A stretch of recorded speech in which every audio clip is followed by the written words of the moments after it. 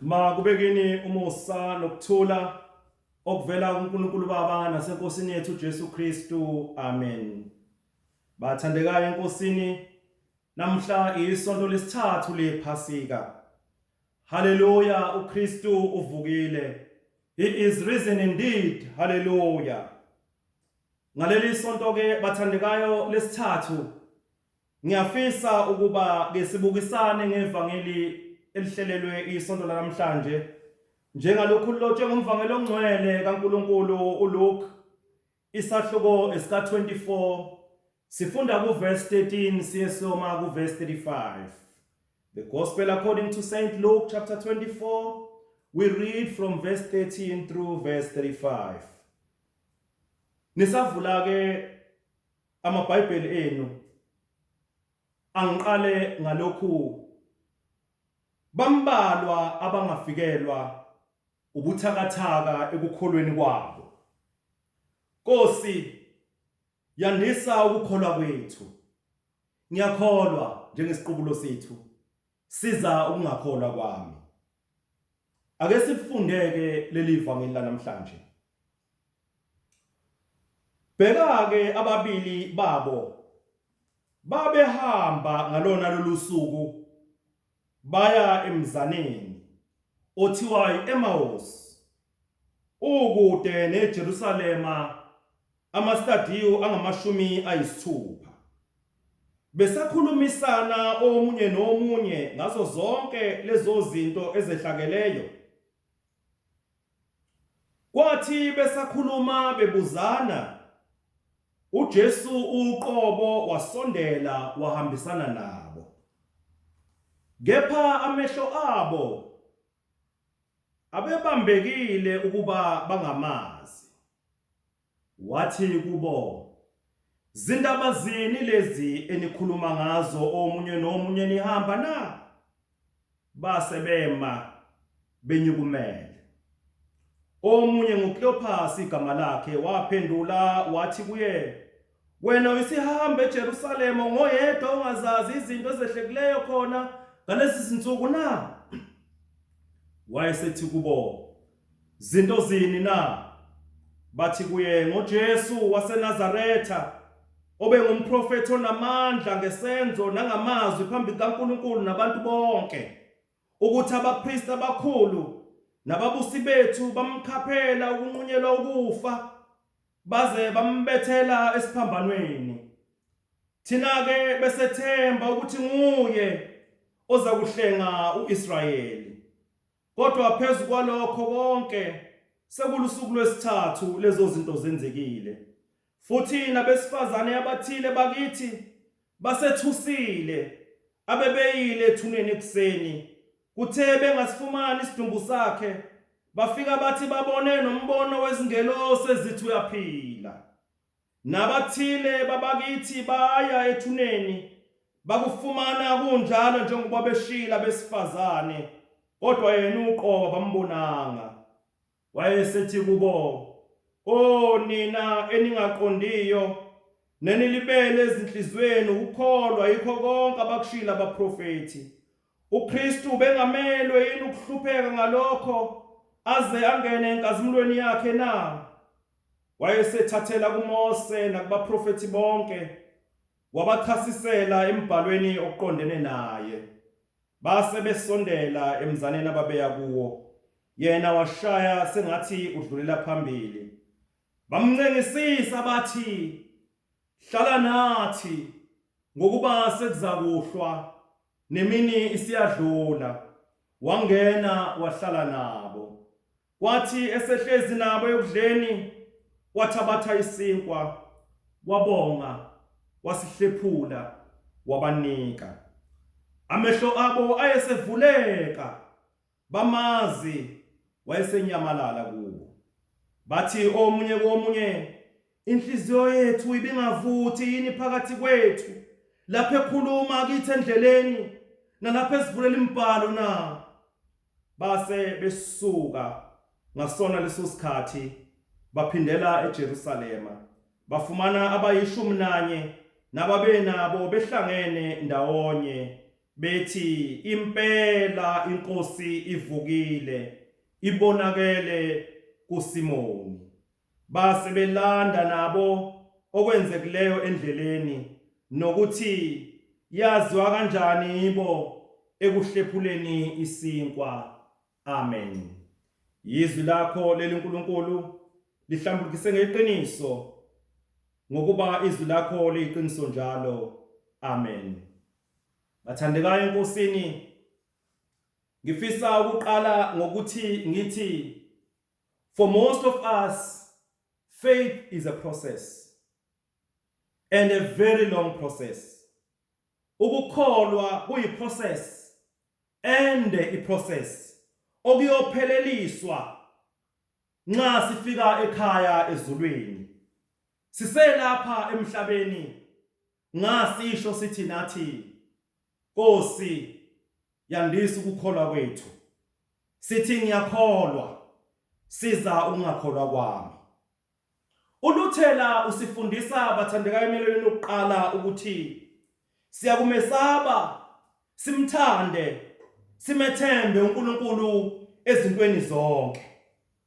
Uma kukhulunywa ngokuthemba noma ngokumthemba uNkulunkulu noma ukuthembela kuNkulunkulu, ngisho umpostoli uPaul imbala wadinga intervention ka 3 days.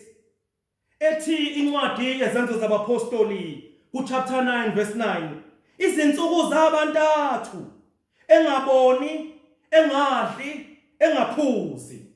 Ngakho ke ukukholwa abathandekayo kufana ne relationship yabantu ababili. Kunama highs, kunama lows. Zikhona izinto empilweni yethu yokukholwa eziletha ama lows. Ezinye zalezi zinto njengamakholwa siyibona sezidlulile kuzo ukuthi ayi lapha bese kwi low level yokukholwa kwethu. Bese ke ikholwa nxa selibonile lokho bese lisho lithi siza ukungakholwa kwami Nkosi. Abafundi esifunda ngabo kwivangeli namhlanje laba basendleleni eya eMaosi kuyisonto ntambama, cishe ungavumelana nami ukuthi they were at their low point yokukholwa kwabo. uJesu wabo ufile.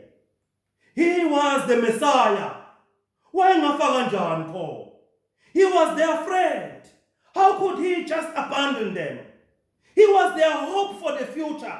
Ithemba labo lekusasa likhanyayo noma lekusasa elikhakazile. Wayeyithemba kubo njengoba esho ku verse 21 ophendulayo uthi thina ke besethemba ukuthi nguye ozokuhlenga uIsrayeli. He was their hope. Ubeyithemba labo. How could he be gone? Balenze kanjani iphutha lokumethemba? How could they have been so wrong about him? Bakhathazekile labafundi. Kodwa bathandekayo, indaba ezinhle kubo. Futhi indaba ezinhle nakuwe mthandekayo ukuthi God's loving and saving relationship with us is steady and resolute. Uthando asithanda ngalo uNkulunkulu lunjengedwala elingezamazamisiseke.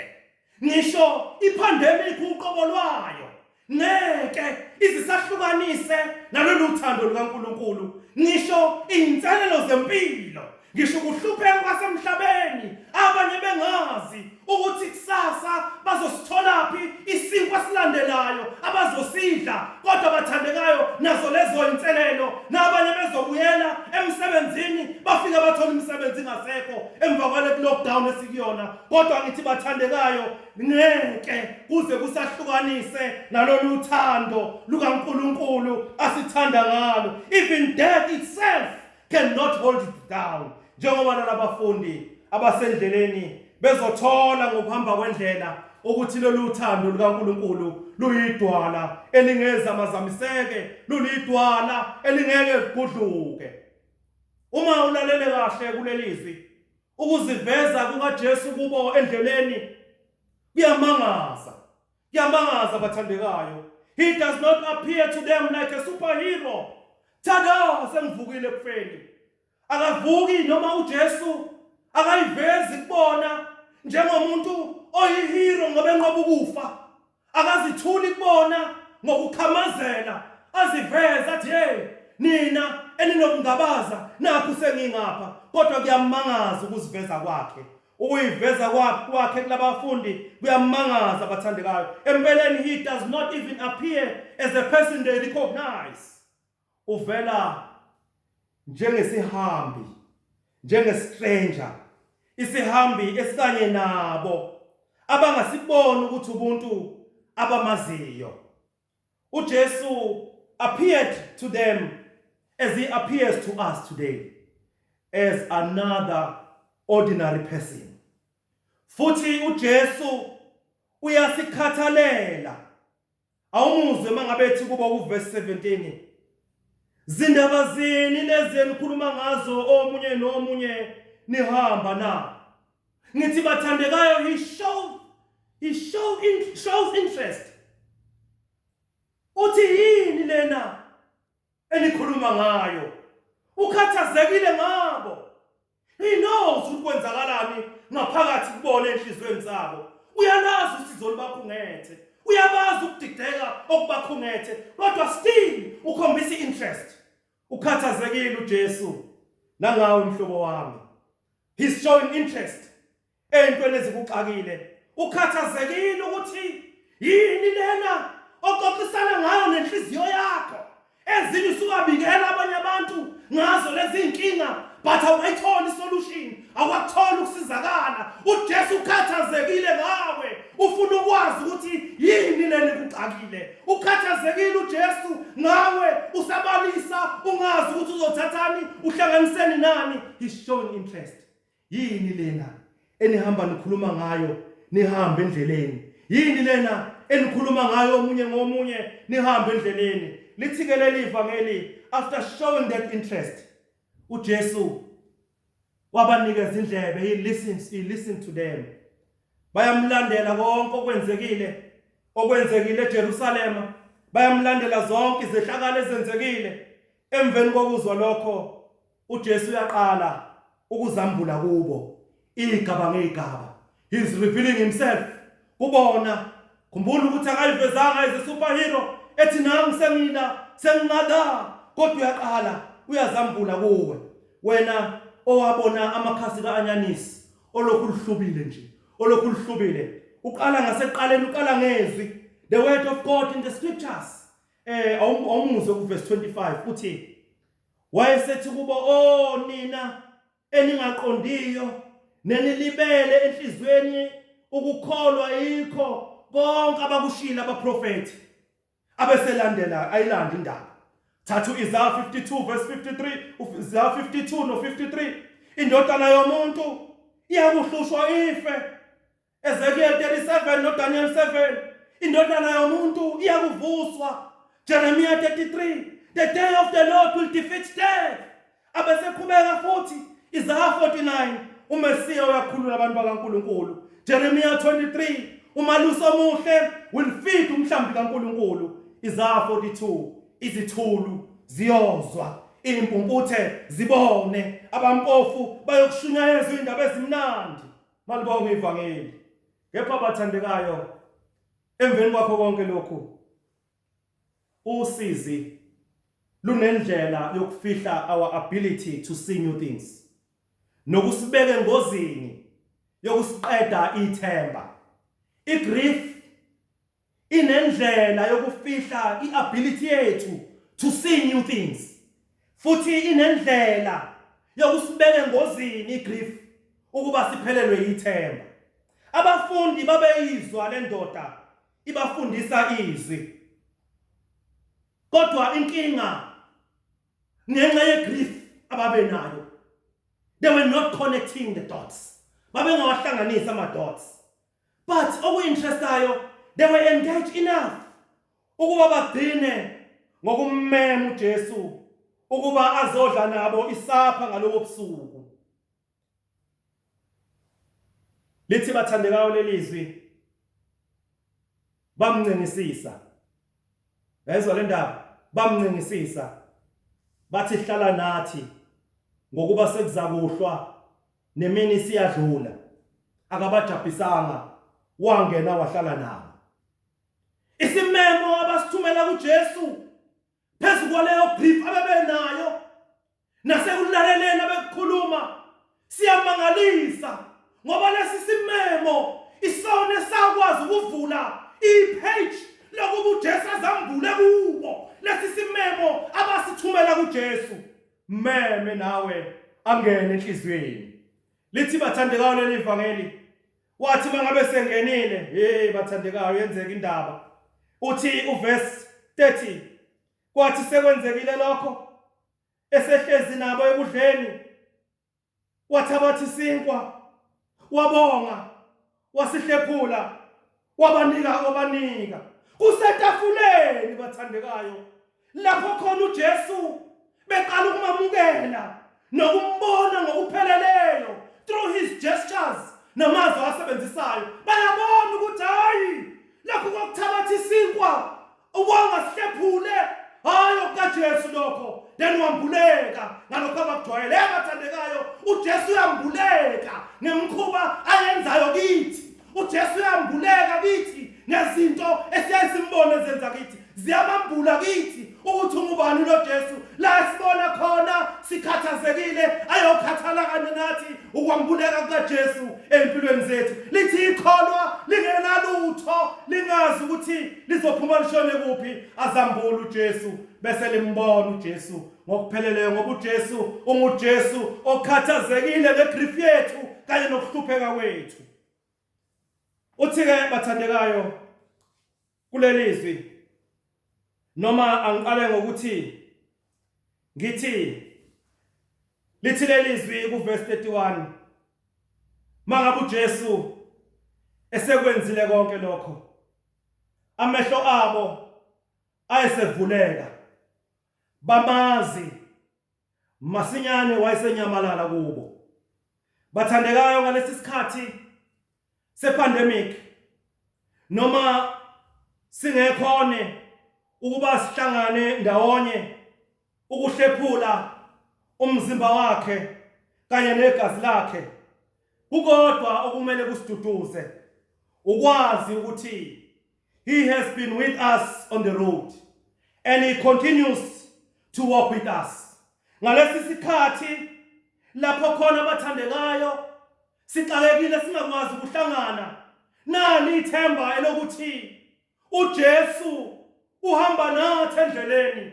uJesu usesihole kwaze kwaba lapha. uJesu usazoqhubeka nokuhamba nathi nangasona lesi sikhathi la izwe khona lididekile, kodwa there is only one thing we know ukuthi he is still with us. He is still walking with us.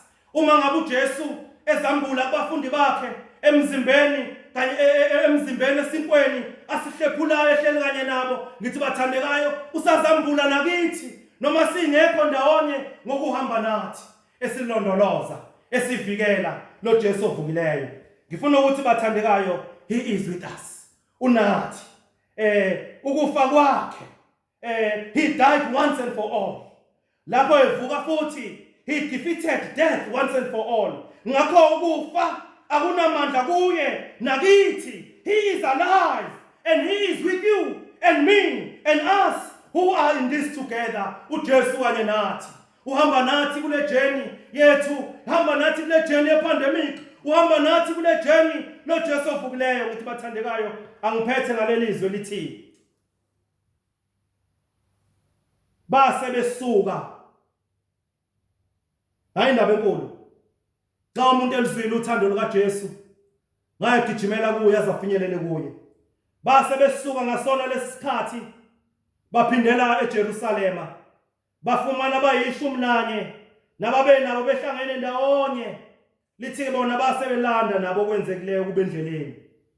Xa umuntu elizwile uthando lukaNkulunkulu ngayithola le ntumo bathandekayo yalo Jesu ovukile ukuba phuma gijime khona kungena ezweni khona kuxakekiwe khona abantu bexakekile ukuthi kuzokwenzakalani emva kwalesi simo nga umuntu ethatha intumo ephuma hambe ayothi uJesu uyaphila uJesu ulithemba uJesu uhamba kanye nathi ayaxoxa kwenzekile empilweni yakhe athi sengimbona lapha kimi ehlanza inhliziyo yami umhlabeleli athi sengimbona lapha kimi uJesu ehlanza inhliziyo aphuma yoba ngifakazi athi nami ngimbonile endleleni ebengihamba kuyo nami ngimbonile uJesu ehamba kanye nami nami ngimbonile uJesu ehamba nami endleleni ngimbona futhi namanje uJesu esahamba kanye nami ngiyambona engifikela ngiyambona uJesu enze imanga empilweni yami siyoba ngofakazi akekho bathandekayo othi selizwilele izwi likaNkulunkulu ongahlala angaphuma abofakazi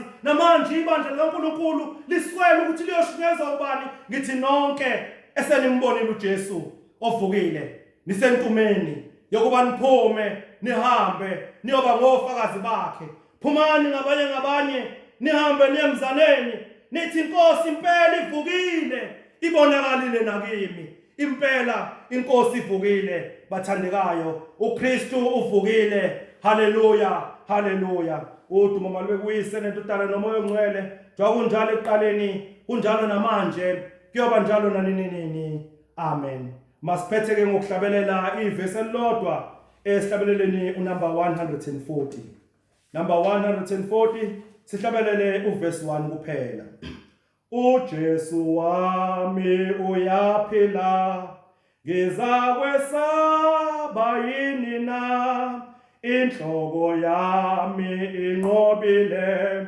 ngiyindlalifa yezulu ithuna seliyize nje uJesu wami ephila